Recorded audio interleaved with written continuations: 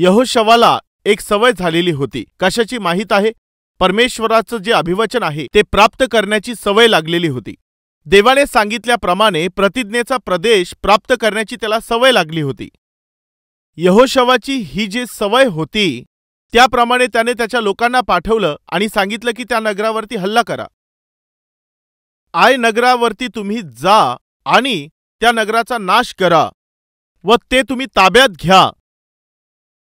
परमेश्वराने आपल्याला सांगितलं आहे जे ते तुम्ही पाऊल ठेवाल ते तुम्हाला मिळेल, तर तुम्ही जा असं सांगून यहोशवाने त्याच्या लोकांना त्याने पाठवलं. जवळपास 3000 लोक त्याने पाठवले. पराभव काय असतो हे त्याला माहीत नव्हतं. तो कधी हरलेला नव्हता. तो नेहमीच विजय मिळवायचा. नेहमी खुशखबर यायची. जेही तो काम करत असायचा त्यामध्ये तो यशस्वी होत होता. खूप चांगलं जीवन होतं. काय तुमच्यापैकी कुणी आहेत जे काही तुम्ही करता त्यामध्ये आशीर्वाद मिळतो? जेही एक्झाम देता त्यामध्ये तुम्ही विजयी होत असता? जेथेही तुम्ही नोकरी करत असता त्या ठिकाणी तुम्हाला सन्मान मिळतो? असे लोक आपल्यामध्ये आहेत का? तर ही आनंदाची गोष्ट आहे. मंडळीमध्ये परमेश्वराच्या सेवेमध्ये जे काही कार्य तुम्ही करत आहात, काय त्यामध्ये तुम्हाला आशीर्वाद मिळत आहे का? ही आनंदाची गोष्ट आहे. देवाने कल्वरी प्रकाश ही हस्तपत्रिका दिली. 4000 कॉपीजद्वारे मी सुरुवात केली. आता लाखो कॉपीज प्रिंट होत आहेत. सर्व भारत देशामध्ये सर्वात जास्त प्रिंट होणारी ही एक मॅगझिन आहे. देवाने कल्वरी प्रकाश मॅगझिनला आशीर्वाद दिला. हा एक आशीर्वाद आहे. कल्वरी आवाज कार्यक्रमाला परमेश्वराने आशीर्वाद दिला. एका कार्यक्रमापासून सुरुवात झालेला हा कल्वरी आवाज कार्यक्रमाला देवाने किती आशीर्वाद दिला माहितीये? सर्व भारत देशामध्ये जास्तीत जास्त जे लोक पाहत आहेत असा आत्मिक जो कार्यक्रम आहे तो कल्वरी आवाज आहे. प्रत्येक राज्यांच्या प्रत्येक भाषेमध्ये ज्या भाषांमध्ये ते बोलतात त्या भाषेमध्ये आपण त्यांना वचन पोहोचवित आहोत. सर्वात पहिला हा कार्यक्रम कल्वरी आवाज आहे. सर्वात जास्त प्रसारण होत असणारा कार्यक्रम कल्वरी आवाज आहे. देवाने इतका आशीर्वाद दिला आहे. काही लोकांपासून सुरुवात झालेलं हे कल्वरी टेम्पल आजच्या दिवशी ही सर्वात मोठी मंडळी बनली आहे. देवाने तिला आशीर्वाद दिला. याचा अर्थ जे काही देवाने त्याच्या या छोट्याशा सेवकाला दिलेलं आहे, या मंडळीला, या सेवा कार्याला परमेश्वराने काय केलं? खूप उच्च स्थानामध्ये, चांगल्या स्थानामध्ये, उच्च स्थानामध्ये देवाने ती पोहोचवली आहे. यासाठी सर्व आदर आणि गौरव परमेश्वरालाच मिळत राहो. ही सवय असली पाहिजे. कशाकरिता? यासाठी की आपल्या जीवनाच्या द्वारे परमेश्वराला गौरव जावं. या कार्यामध्ये फार अडचणी येत असतात. या कार्यामध्ये बराचसा विरोध होत असतो. प्रत्येक वेळेस सर्व काही सोप्या पद्धतीने होईल अशा प्रकारे होत नसतं. अडचणीमध्ये, विरोधामध्ये देखील आपल्याला पुढे जात राहिलं पाहिजे. त्या दिवशी काय घडलं पहा. यहोशवाने त्याच्या लोकांना जेव्हा तिथे पाठवलं, त्यांनी जाऊन आय नगरावरती हल्ला चढविला. यहोशवा अपेक्षा करत होता कशाची? चांगल्या बातमीची. तो आशा करत होता कशाची? विजयाची. परंतु त्या ठिकाणी काय घडलं पहा. काही लोक तिथे गेले होते. ते तेथून माघारी पळून आले. काय झालं? काय झालं? आम्ही हरलो. हे हरणं काय असतं? हरणं काय असतं हे आम्हाला माहितीच नाही. काय झालं जरा नीट सांगा. आम्ही हरलो. आम्ही शत्रूंपुढे पराभव झालो. आम्ही आयनगरावर हल्ला केला परंतु त्यावर विजय मिळवू शकलो नाही. यहोशवाने त्याच्या जीवनामध्ये कधी अशी अपेक्षा केली नव्हती की त्याला अशा प्रकारची बातमी ऐकावी लागेल. त्याने स्वप्नातही विचार केला नव्हता की अशा प्रकारची हार त्याला पाहावी लागेल. जेव्हा ते आय नगरावरती युद्ध करण्यासाठी गेले तेव्हा 36 लोक त्या युद्धामध्ये मरण पावले.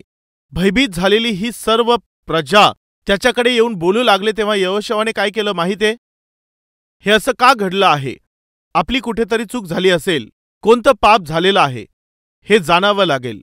या विचाराने तो परमेश्वराकडे जाऊन देवाला विचारायला त्याने सुरुवात केली. काय प्रश्न त्याने विचारला जरा पाहूया. यहोशवाचं पुस्तक अध्याय 7 वचन 7. यहोशवा म्हणाला, हाय हाय, हे प्रभू परमेश्वरा, आम्हाला अमोऱ्यांच्या हाती देऊन आमचा नाश करायला तू ही प्रजा यार्देन तीरी का आणलीस? आम्ही समाधान मानून यार्देन पलीकडेच राहिलो असतो तर किती बरे झाले असते. आम्ही समाधान मानून यार्देन पलीकडेच राहिलो असतो तर किती बरे झाले असते. तिथेच राहिलो असतो तर बरं झालं असतं. इथे तू आम्हाला का घेऊन आलास? तू आम्हाला मारू पाहत आहेस का? म्हणजे अमोरी लोकांच्या हातामध्ये आम्हाला देऊन, शत्रूंच्या हातामध्ये आम्हाला देऊन आमचा नाश करण्याचा तू विचार केलेला आहेस का? तू आम्हाला इथे का आणलंस? यार्देनच्या पलीकडेच आम्ही राहिलो असतो तर सुरक्षित राहिलो असतो. आम्ही तिथे शांतीने राहिलो असतो. तू इथे आम्हाला का घेऊन आलास? इथे आल्यानंतर आम्हाला शत्रूंच्या हातामध्ये तू दिलंस. तू असं का केलंस? यहोशवा चुकीचं बोलत होता. तो चुकीचं बोलला. काय चूक बोलला?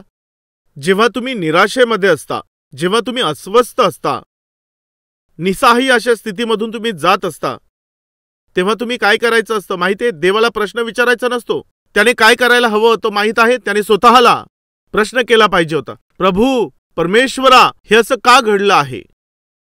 का आमची हार झाली आहे? ही स्थिती आमच्या जीवावर का आलेली आहे? काय आपल्यामध्ये असे कुणी आहेत का जे जीवनात संकटामधून जात आहेत, पराभवाच्या जीवनामधून जात आहेत, क्लेशांमधून जात असणारे, व्यवसायामध्ये हानी सोसत असणारे, कुटुंबामध्ये समस्येमधून जात असणारे, अशांतीमधून जात असणारे, असमाधानामधून जात असणारे, कर्जांमधून तुम्ही चाललेले आहात, आजारांमधून तुम्ही जात आहात, संकटामधून जात आहेत, हो ना? या स्थितीत देवाला तुम्ही असा प्रश्न करू नका, देवा हे सर्व का घडत आहे? हे कर्ज का आले आहेत? हे अडचणी का आलेले आहेत? देवाला प्रश्न विचारण्याच्या अगोदर आपण स्वतःलाच हा प्रश्न विचारला पाहिजे. काय मी घाई केलेली आहे का? काय मी चुकीचा निर्णय घेतलेला आहे का? काय मी चुकीचं पाऊल टाकलेलं होतं का? काय माझ्यात काही उणीव आहे का? असा प्रश्न आपण स्वतःला केला पाहिजे. कित्येक गोष्टींमध्ये आपल्याला जशी आशा असते त्याप्रमाणे जेव्हा घडून येत नाही, तेव्हा आपण देवालाच प्रश्न विचारू लागतो. देवाला त्याचं कारण विचारतो. का आपण विश्वास ठेवला पाहिजे? कशासाठी आपण प्रार्थना करायची? कशाला आपण चर्चमध्ये जायचं? एक आई येऊन सांगत होती की पूर्वी माझी मुलगी चांगल्या प्रकारे चर्चला यायची, परंतु आता चल म्हटलं तर येत नाही. का? काय झालं? काही नाही, ती 10वीत फेल झाली. 10वीमध्ये फेल होण्याचा आणि चर्चला न येण्याचा संबंध काय आहे? जसं देवानेच त्या महान मुलीला फेल केलेला आहे. भारत देशामध्ये कोणीच फेल होत नाही, केवळ या एकट्या मुलीलाच त्याने फेल केलं आहे. ती आई बोलत होती, माझी मुलगी देवावरती रुसलेली आहे. ती म्हणते मला देवानेच फेल केलेलं आहे, देवानेच मला फेल केलेलं आहे, यामुळे मी मंदिरात येणारच नाही, चर्चमध्ये मी येणार नाही. अभ्यास करण्याच्या वेळेमध्ये तुम्ही अभ्यास करणार नाही, दिवसभर सेलफोन हातामध्ये बोलत राहणार, चॅटिंग करत राहणार, सोशल मीडियावरती राहणार, वेळ वाया घालवत बसणार, मनाला वाटेल तसा वेळ घालवणार, शारीरिक इच्छा पूर्ण करणार, आणि आता एक्झाममध्ये मार्क कमी मिळाल्यानंतर तुम्ही परमेश्वरावरती प्रश्न करणार का? काय आपल्यामध्ये कुणी असे आहेत का? इंटरव्ह्यूसाठी ते तयारी करत नाहीत, एक्झामसाठी ते तयारी करत नाहीत. आपल्याला ज्या गोष्टींसाठी सामोरं जायचं असतं त्यांच्यासाठी आपल्याकडे आत्मिकता नसेल तर, आणि त्यासाठी पवित्रता राखत नसाल तर, आपल्या इच्छेप्रमाणे जीवन जगत असाल तर याचं फळ काय मिळणार? अडचणी ओढावून आणत आहात, आजार ओढावून आणत आहात, आणि नंतर हे देवा हे सर्व काही तूच केलं अशा प्रकारे तुम्ही आरोप करताय. तर लक्ष देऊन आता ऐका, तुम्ही देवाच्या समोर येऊन प्रार्थना केली पाहिजे. कशी प्रार्थना केली पाहिजे? कधी प्रार्थना करायची आहे? कुठे प्रार्थना करायची आहे? का प्रार्थना केली पाहिजे? कोणत्या वेळी प्रार्थना केली पाहिजे? कोणाकडे प्रार्थना केली पाहिजे? निश्चित आपण हे जाणून घेतलं पाहिजे. यहोशवाने या ठिकाणामध्ये काय केलं? तो देवालाच प्रश्न करत होता. हे चूक होतं. मनुष्याने देवाला प्रश्न विचारण्यासाठी त्याच्याकडे अधिकार आहे का? मनुष्याकडे एवढं ज्ञान आहे का की त्याने देवाला प्रश्न विचारावेत? यहोशवाने उतावळेपणा केला. आमच्यापैकी अनेकशे लोक उतावळेपणा करतात, परमेश्वरालाच ते प्रश्न करत असतात. परमेश्वरावरती प्रश्न करून प्रार्थना करणं ही चांगली गोष्ट नाही. यहोशवाने अगोदर स्वतःला प्रश्न विचारला पाहिजे होता, देवा आम्ही काय चूक केलेली आहे ती तू आम्हाला दाखव. कुठे उणीव आहे, कुठे आम्ही पाप केलेलं आहे, आमच्याकडून कुठे गडबड झाली आहे ती तू आम्हाला दाखवून दे. इयोबाने ही गोष्ट केली होती. त्याने अशा प्रकारे प्रार्थना केली होती. चला आपण ते पाहूया. इयोबाने आपलं सर्व काही गमावलेलं होतं. जेव्हा त्याने आपलं सर्व गमावलेलं होतं, ते का गमावावं लागलं याचं कारण त्याला समजत नव्हतं, तेव्हा देखील त्याने कशी प्रार्थना केली ते बायबलमध्ये लिहिलेलं आहे. चला आपण पाहूया. इयोब अध्याय 13 वचन 23 मध्ये इयोबाने कसं उत्तर दिलं ते आपण पाहूया. त्याची तब्येत ढासळली, त्याचे मुलं मरण पावले, सर्व संपत्ती त्याने गमावली, त्याच्या शरीरावरती गळवं उठलेले होते. आता काय करायचं? आता काय केलं पाहिजे? अध्याय 13 मध्ये वचन 23 पाहूया. माझी अधर्म कृत्य, काय बोलत आहे? माझी अधर्म कृत्य व माझी पातके किती आहेत, माझा अपराध व माझे पाप मला दाखवून दे, असं तो बोलतो. त्याचं जे काही होतं ते सर्व काही नष्ट झाल्यानंतर तो कशा प्रकारे बोलला, त्याने काय प्रतिक्रिया दाखवली? त्याने देवाला प्रश्न केला नाही. तो निराश होऊन बोलला नाही, मी धार्मिकतेने जगत आहे, खरेपणाने जगत आहे, खरे कामं करत आहे, चांगलं वागत आहे. प्रत्येक दिवशी सकाळी उठल्याबरोबर मी परमेश्वराची प्रार्थना करतो. प्रत्येक दिवशी पहाटे उठून मी माझ्या कुटुंबाच्या अवतीभवती कुंपण घालत असतो. प्रत्येक दिवशी सकाळी उठून मी होमार्पण करतो, तरी देखील माझ्याबरोबर असं घडलं. मग तुझ्यासारख्या देवाची मी कशाला आराधना करू, का उपासना करू? अशा प्रकारे तो बोलला का? नाही. त्याचे एक एक सेवक येऊन त्याला सांगू लागले, हे जळून गेलं, याचा नाश झाला, हे चोरीला गेलं, तुझे मुलं मरण पावले. हे ऐकल्यावर इयोबाने आपल्या डोक्याचं मुंडन केलं व गोंताट ओढून तो खाली बसला आणि तो मोठमोठ्याने रडू लागला. अशा स्थितीमध्ये इयोब होता. तेव्हा त्याने काय केलं माहितीये? देवाच्या उपस्थितीमध्ये येऊन त्याने दंडवत घातलं. तो कोठे आला? कोणत्या ठिकाणी आला? काय फ्रेंड्सला फोन केले त्याने? नातेवाईकांना निरोप पाठवला का? त्याने असं केलं नाही. तर काय केलं? अध्याय 1 वचन 19 मध्ये तो रानाकडून आलेल्या प्रचंड वाऱ्याच्या सुसाट्याने त्या घराचे चारी कोपरे हादरले, त्यामुळे ते घर त्या तरुण मंडळीवर कोसळले आणि ती सगळी मरून गेली. हे तुला सांगावयास मी एकटा निभावून आलो आहे. तेव्हा इयोबाने उठून आपला झगा फाडिला, आपले डोके मुंडिले व भूमीवर पालथे पडून देवाला दंडवत घातले. परमेश्वराला त्याने दंडवत घातलं. त्याने कोठे प्रार्थना केली? परमेश्वराच्या उपस्थितीमध्ये. त्याने कशी प्रार्थना केली? परमेश्वरासमोर दंडवत घालून केली. त्याने कशी प्रार्थना केली? तो म्हणाला, मी मातेच्या उदरातून नग्न आलो आहे आणि तसा जेथून नग्न आलो तेथे परत जावयाचा आहे. तो सत्याचा स्वीकार करत होता. वास्तविकतेला तो स्वीकारत होता. माझ्या भाऊ व बहिणींनो, आपले प्रत्येक दिवस एकसारखे नसतात. संध्याकाळचे जर 6 वाजले तर हळूहळू अंधार वाढत जात असतो आणि जेव्हा सकाळी 5-5:30 वाजता तेव्हा हळूहळू अंधार निघून जातो आणि प्रकाश येत असतो.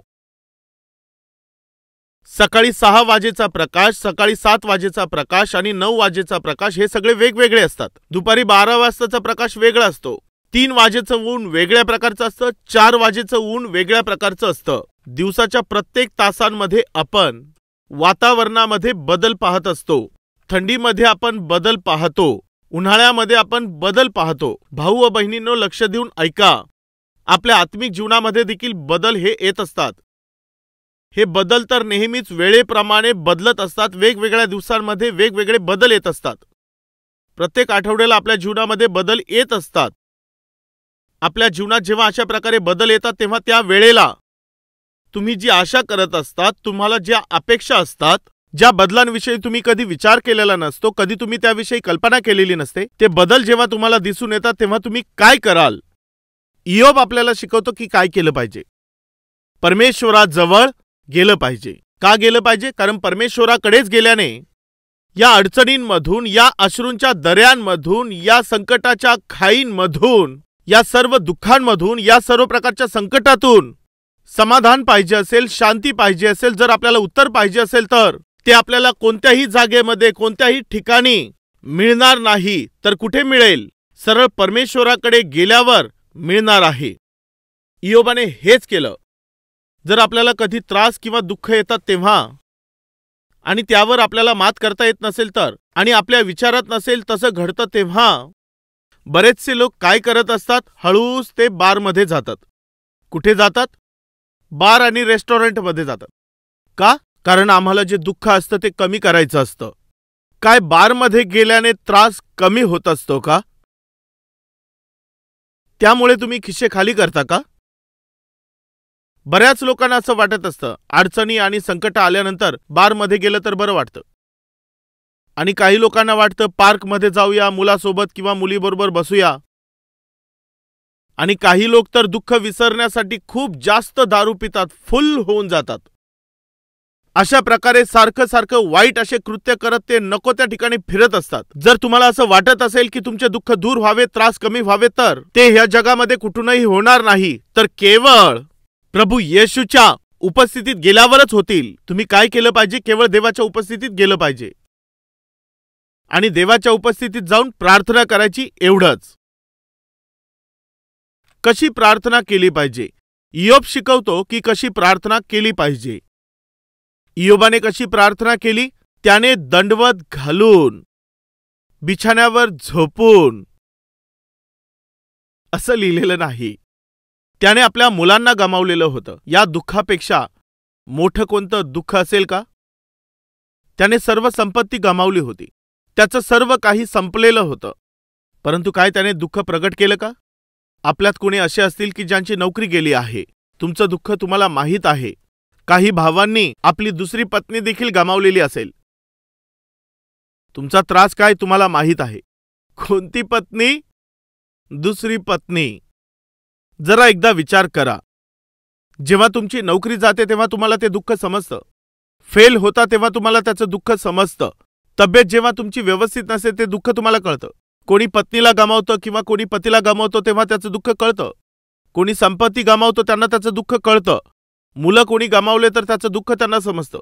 पण ज्यांचं एकाच दिवसामध्ये सर्व काही जातं त्यांचं दुःख कसं असेल माहितीये? कोणाला ते सहन होईल? त्याचं सर्व काही गेलं. प्रॉपर्टी गेली, संपत्ती गेली, जी बिल्डिंग होती ती पडून गेली, आणि वरून निरोप आला तुझे सर्व मुलं मरून गेले. कोणाला हे सहन होईल? कोणाला अशा प्रकारचं दुःख सहन होऊ शकेल? जेव्हा हे दुःख त्याला पूर्णपणे त्रासून सोडत होते, माहितीये त्याने काय केलं? तो सरळ परमेश्वराच्या समोर गेला. तो रागाने गेला नाही, तो दुःखामध्ये गेला नाही. त्याचे जे दुःख होते, त्याच्या ज्या अडचणी होत्या, त्या कोणालाही सांगितल्या तरी देखील त्यावर कोणताही पर्याय निघणार नाही. केवळ एकच आहे जो याचं उत्तर देऊ शकेल. अशा विचाराने तो सरळ देवाच्या उपस्थितीत गेला. साधारणपणे जेव्हा आपण अडचणीमध्ये असतो तेव्हा खाण्याची इच्छा राहत नाही. संकटामध्ये असतो तेव्हा झोप येत नाही. जेव्हा आपण संकटात असतो तेव्हा झोपण्याची इच्छा राहतच नसते.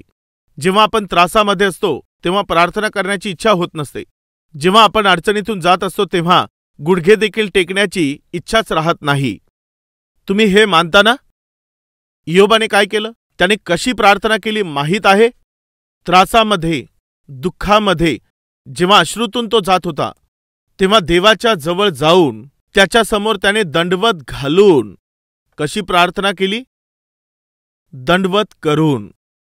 हे काय दर्शवितं माहीत आहे? बापा, तुझ्या शिवाय या परिस्थितीमध्ये माझा आधार किंवा माझं सहाय्य, तुझ्या शिवाय माझी कोणीही मदत करू शकणार नाही. परमेश्वरा, केवळ तूच माझा सहाय्यक आहेस. केवळ तूच मला समजून घेऊ शकतोस.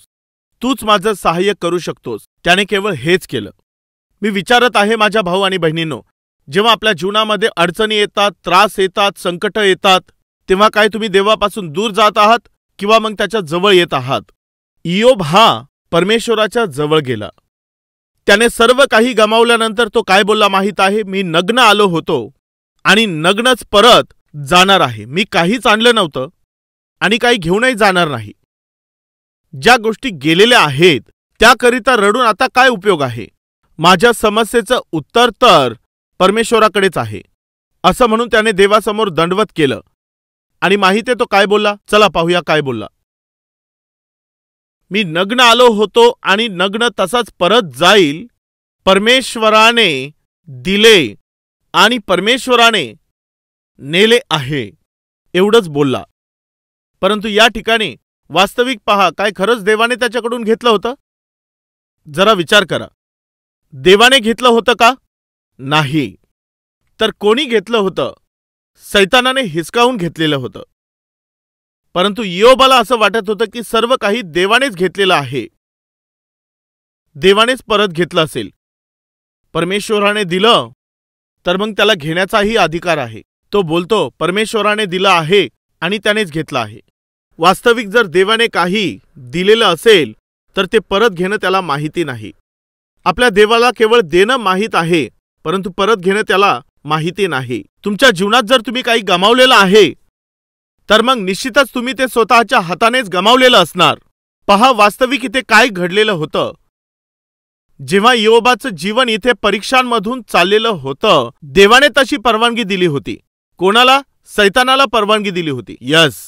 इयोबाचं जे आहे ते सर्व तू घेऊ शकतोस, त्याला मी तुला सोपवतोस, परंतु तू त्याच्या प्राणाला तू हात लावू नकोस. इयोबाने दंडवत घालून असं बोललं, मी नग्न आलो होतो आणि नग्नच परत जाणार. परमेश्वराने दिलं आणि परमेश्वराने नेलं. या शब्दाकडे लक्ष द्या. धन्य त्या परमेश्वराचं नाम. अशा प्रकारे तो बोलतो. काय हे शक्य आहे? धन गेलं, समृद्धी गेली, जे होतं ते सर्व गेलं, मुलं देखील मरण पावले. अशा स्थितीमध्ये परमेश्वराच्या उपस्थितीमध्ये त्याला दंडवत घालून परमेश्वराने दिलं आणि परमेश्वराने नेलं. धन्य त्या परमेश्वराचं नाम, असं तो बोलला. त्रास झाला तरी ठीक आहे, नुकसान झालं तरी ठीक आहे, हे त्रास मला सहन होत नाही तरी देखील ठीक आहे, परंतु माझ्या देवाच्या नावाचा अपमान होईल असं चालणार नाही. तर परमेश्वराचं केवळ गौरवच व्हावं, परमेश्वराच्या नावाची स्तुती व्हावी, परमेश्वराच्या नावाचा महिमा झाला पाहिजे. काय हे शक्य आहे? काय अशा प्रकारे साधारणपणे प्रार्थना करणं शक्य आहे? पण त्याने प्रार्थना केली. कुठे केली? देवाच्या समोर. कशी केली? दंडवत घालून. कशा प्रकारे केली? बोलला धन्य त्या परमेश्वराचं नाम. संकट आले तरी काही हरकत नाही, अडचणी आल्या तरी हरकत नाही, आजार आले तरी देखील काही हरकत नाही, काहीही झालं तरी देखील माझ्या देवाच्या नावाचं काय झालं पाहिजे? त्याचं गौरव झालं पाहिजे, त्याच्या नावाचा अपमान नाही झालं पाहिजे. ही किती चांगली अशी गोष्ट आहे. या बाजूला पहा, यहोशवाने कशा प्रकारे प्रार्थना केली. प्रभू, हे परमेश्वरा, तू आम्हाला कशासाठी इथे आणलेलं आहेस? आम्हाला इथे मारून टाकण्यासाठी आणलेलं आहेस का? यहोशवा कशी प्रार्थना करत होता? देवाच्या समोर तो कशा प्रकारे प्रार्थना करत होता? तो हरलेला होता, यामुळे देवाकडेच तो गेला होता. ठीक आहे, आपले कपडे फाडले, आपला राग प्रगट केला, हे सर्व ठीक होतं. दंडवत घालून त्याने प्रार्थना केली, हे देखील ठीक होतं. परंतु माहित आहे त्याने कशी प्रार्थना केली? काय तू आमचा नाश करण्यासाठी इथे आणला आहेस का? यार्देनच्या पलीकडे आणून अमोऱ्यांच्या हातामध्ये देण्यासाठी तो आम्हाला इथे आणला आहेस? तो वास्तविकता विसरून गेला, वास्तविकतेचा स्वीकार केला नाही. माझ्याकडून कोणती चूक झाली आहे, कोणतं पाप घडलं आहे असं पाहण्याचा त्याने प्रयत्न केला नाही. जेव्हा तुम्ही अडचणीमधून, त्रासामधून, संकटामधून, कष्टामधून जात असता, जेव्हा तुम्ही समस्येमधून जात असता, तेव्हा माझ्या भाऊ आणि बहिणींनो, कृपया करून आपल्या गुडघ्यांवरती या आणि वास्तविकतेचा तुम्ही स्वीकार करा. सत्याला ग्रहण करण्याचा प्रयत्न करा, वास्तविकतेचा तुम्ही स्वीकार करा व पाप काय आहे हे जाणून घेण्याचा प्रयत्न करा. देवाने यहोशवाला उत्तर दिलं नाही, यहोशवाला यश दिलं नाही. त्याने त्याची चूक त्याला दाखवली. यहोशवा, तुझी प्रार्थना थांबव. ही कोणती प्रार्थना आहे? थांबव ही. काय प्रभू, प्रार्थना करू नको? हो, प्रार्थना थांबव. हे लोक का मरण पावले तुला माहीत आहे का? यांच्या पराजयाचं कारण माहीत आहे का? त्यांच्या अपमानाचं कारण तुला माहीत आहे? मला ते माहिती नाही देवा. तर मग समजून घे, त्यांचे पाप काय आहे ते समजून घे यहोशवा. त्याचं कारण देखील तू समजून घे. तेव्हाच त्यांनी आपले पाप समजून घेतल्यावर, आपल्या चुका समजून घेतल्यानंतर, ते सोडून दिल्यानंतरच मी तुला विजय देईल. तोपर्यंत तुला कुठेही विजय मिळणार नाही. देव त्याला काय सांगण्याचा प्रयत्न करत होता की तुझ्या पराभवाचं कारण तू जाणून घे. माझ्या भाऊ व बहिणींनो, परमेश्वराच्या समोर आपण येऊन आपल्या जीवनात ज्या अडचणी आहेत, जे त्रास आहेत, ज्या अडचणी असतात, त्रास असतात, सर्व काही आपण त्याला सांगतो, तेव्हा तो देव बोलतो, मला सर्व काही माहीत आहे. तुम्ही बोलता, हे माझ्या जीवनात का आलं? असा प्रश्न करणं चुकीचं आहे. तुमच्यामध्ये पाप आहे, तुमच्या जीवनामध्ये अपवित्र कृत्य चालू आहेत, हे जाणून घ्या, ते चांगल्या प्रकारे समजून घ्या. चूक समजून न घेता एवढं रडून आणि ओरडून काय उपयोग आहे? चूक समजून घ्या. आपली चूक समजून न घेता तुम्हाला ज्या प्रतिफळाची आशा आहे, ज्याची तुम्ही वाट पाहत आहात, ते मिळणार नाही. तुम्ही ख्रिस्ताचा स्वीकार कराल तर बरं आहे. तर चला आपण सर्वजण मिळून प्रार्थना करूया. सर्वजण प्रार्थनेत सहभागी व्हा.